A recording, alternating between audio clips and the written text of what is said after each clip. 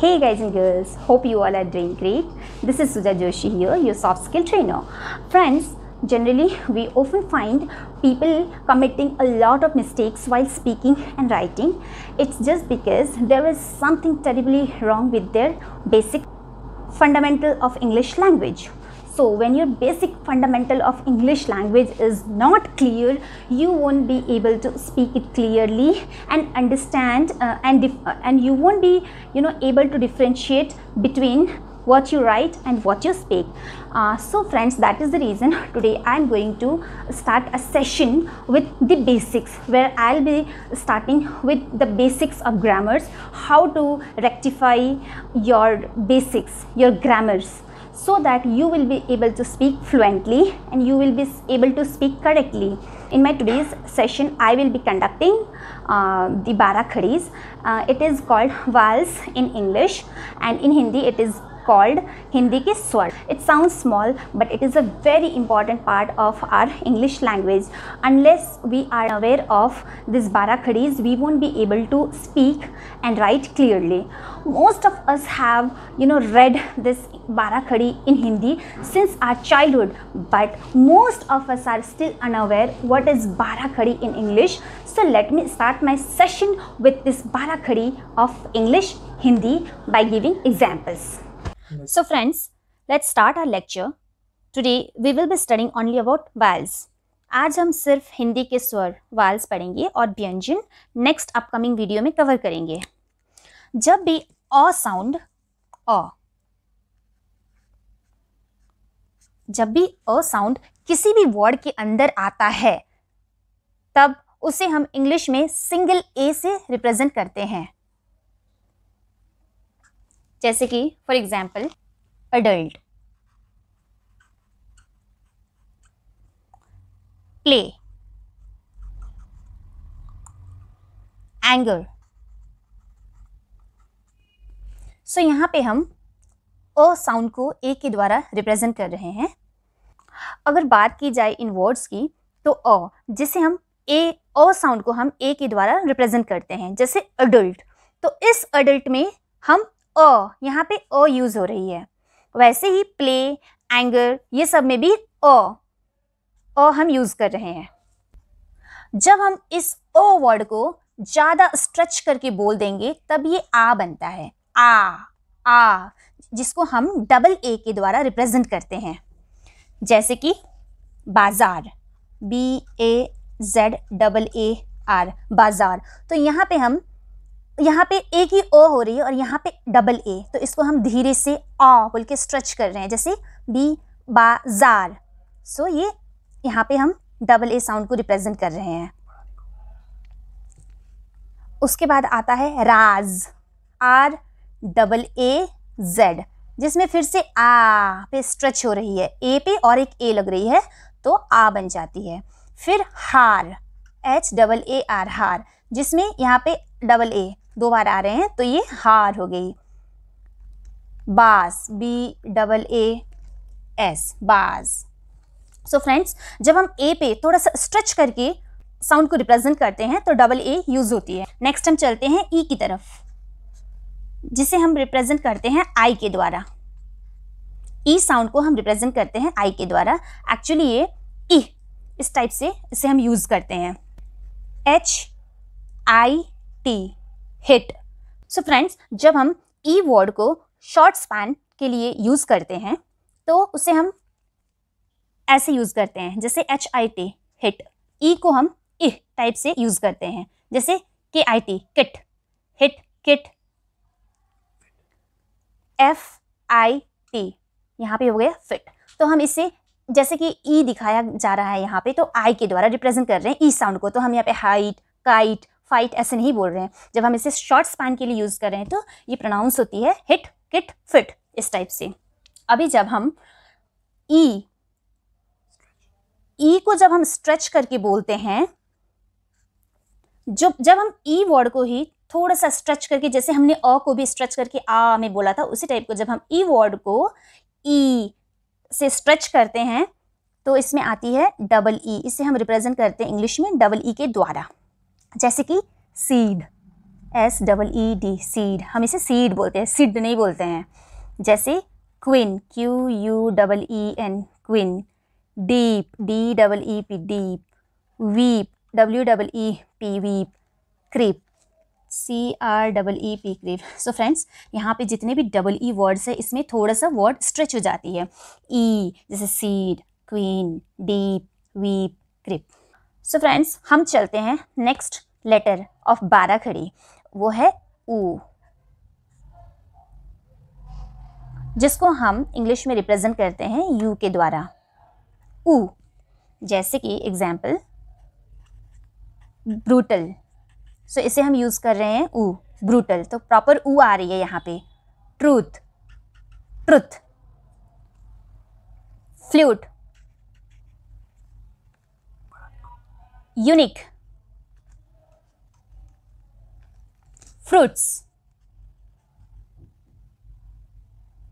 सो friends, यहाँ पे ऊ की मात्राएं आ रही है, जैसे कि brutal, truth, flute, unique, fruits. दोस्तों, इस ऊ की खासियत ये है कि इस ऊ को आपको शॉर्ट स्पैन के लिए ही बोलना है। इस ऊ वर्ड पे आपको स्ट्रेच नहीं देना है, जैसे कि brutal, truth, flute, unique, fruits. अभी हम चलते हैं हमारी 12 खड़ी की नेक्स्ट लेटर की तरफ, जो है ऊ, जिसमें आता है OO, जिसको हम इंग्लिश में रिप्रेजेंट करते हैं OO के द्वारा। इस वर्ड को हम थोड़ा स्ट्रेच करके बोलते हैं, जैसे कि broom, BROOM, broom, groom, GROOM, groom, spoon, SPOON, spoon, poor, POOR, poor, moon, MOON, moon. So friends, यहाँ पे हम देख सकते हैं कि हम ये जो ऊ वर्ड पे हम ज़्यादा स्ट्रेच दे रहे हैं, जैसे ब्रूम, ग्रूम, हम इसको ब्रूम नहीं बोल सकते, सो हम इसे यूज़ करते हैं broom, groom, spoon, poor, moon. जैसे ई वर्ड पे EE आके स्ट्रेच हो जाती है, जैसे आ वर्ड पे AA आके थोड़ा स्ट्रेच हो जाता है, उसी तरह हमें ऊ वर्ड को भी स्ट्रेच करनी होती है। अब हम चलते हैं नेक्स्ट ए की तरफ, नेक्स्ट साउंड ए, जिसको हम रिप्रेजेंट करते हैं ई लिख के। सो फ्रेंड्स, ई, सो यहाँ पे वर्ड्स को शॉर्ट स्पैन के लिए यूज़ किया जाता है। यहाँ पे लॉन्ग स्ट्रेच करना नहीं होता है, जैसे कि हमने इन वर्ड्स पे आ, ई, ऊ पे किया।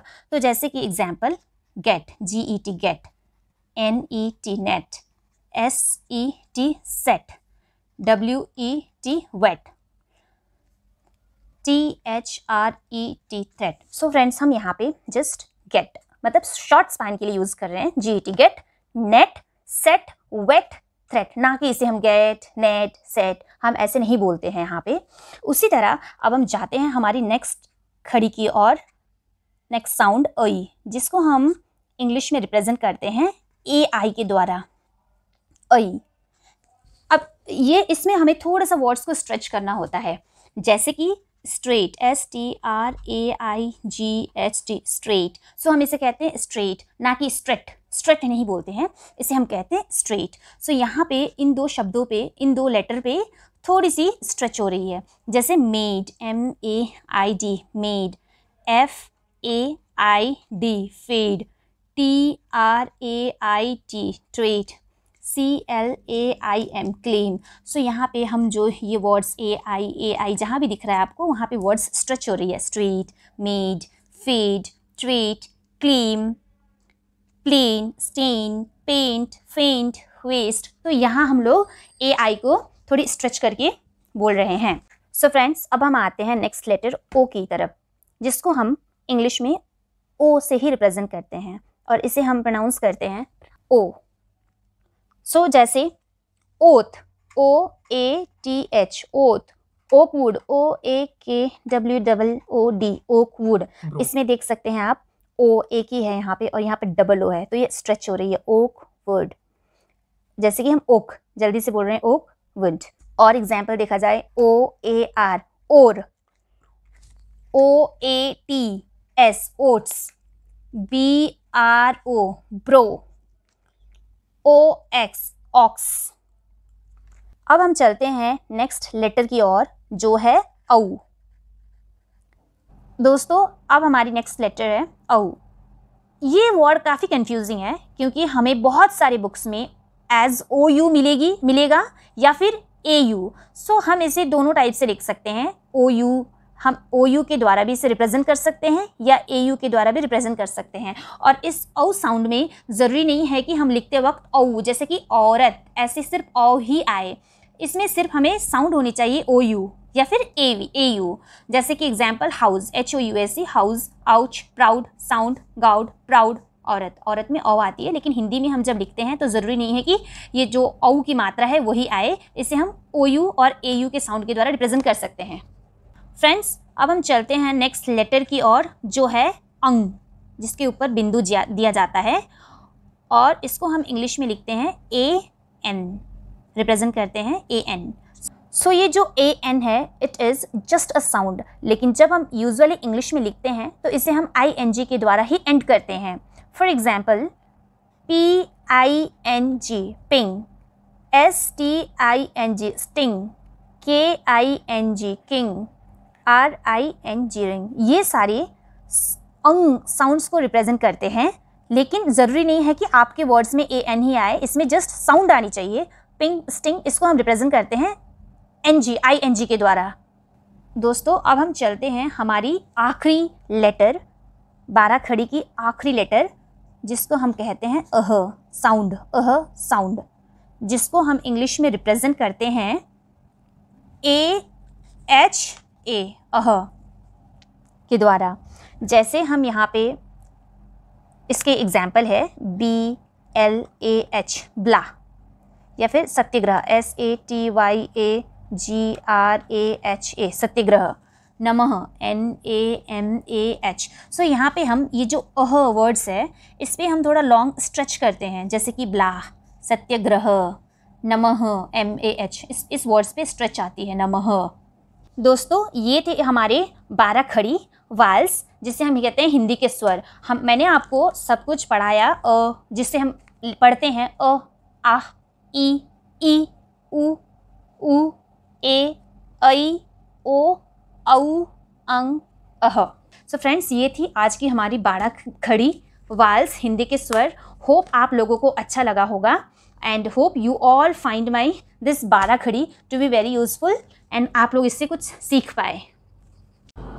Friends, I hope you all will find my channel to be very useful, and you people would be able to learn something from my video. And because my ultimate aim is to teach you people, if I will be able to teach you people something new, or somehow if I will be of any help for you all, I'll be very happy. I request all of you to keep watching my video till the end, and I'll be posting my next video that will be about consonant parts, so which is called Vyanjan in Hindi. So see you in my next video. Till then, take care and keep smiling. Bye bye. In case you like my channel, guys, don't forget to like, share and subscribe. Thank you.